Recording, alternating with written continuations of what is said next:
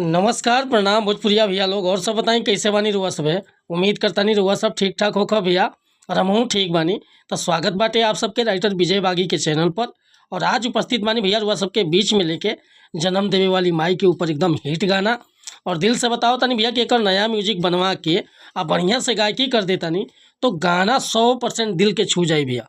तो चलिए देर न करते हुए मैटर के शुरुआत कल जा कि आखिर कैसे गाओ बा गीत के का एक और धुन बा का लय बा।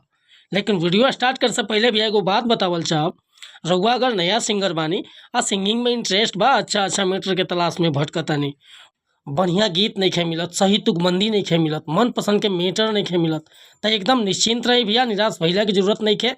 रउआ जैसन भी मेटर चाहत होखब लिखवावे के बिल्कुल उचित चार्ज पर रउआ के फर्स्ट क्लास के गाना व्हाट्सअप के जरिए मिल जाए भैया। काहे कि हम हर तरह के गीत सजावनी, sad song, love song, orchestra song, पारिवारिक गीत, भक्ति गीत, जैसन रुआ मेटर चाही, पूर्वी गीत, निर्गुण गीत, रंगदारी सॉन्ग, हर तरह के मेटर हम लिखिला भैया। अब बिल्कुल उचित चार्ज पर गाना दिला भैया।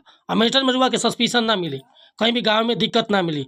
तो एक खतरा कॉल चाह भैया कि अगर चैनल पर पहली बार आयल बानी तो चैनल के सब्सक्राइब कर ली, बेल आइकन प्रेस कर ली, ताकि हर रोज रुआ नया नया मेटर सुने के, देखे के और गावे के मिलत रही भैया। आज के मीटर देखी कैसे गाओ घटे। एगो लड़का अपना माई से प्रेम करता, देखी का कहताटे।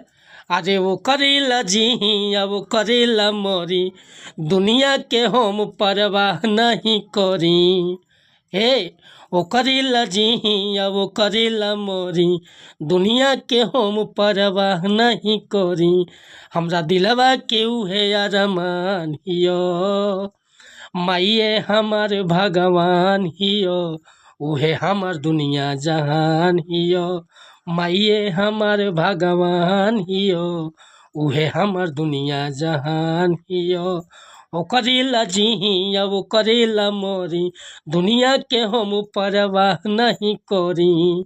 हमरा दिलवा के उहे अरमान हियो, माइए हमार भगवान हियो, उहे हमार दुनिया जहान हियो, माइए हमार भगवान हियो, उहे हमार दुनिया जहान हियो।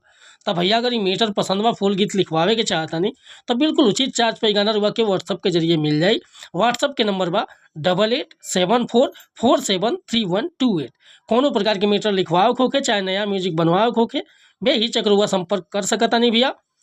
और हाँ, बतावल चाह भैया कि अगर वीडियो पसंद आई हो तो लाइक करब, कमेंट करब, चैनल पर पहली बार आई लोग तो चैनल के सब्सक्राइब कर ले भैया। हर तरह के मीटर हुआ के रोज सुने के, देखे के और गावे के मिलत रही।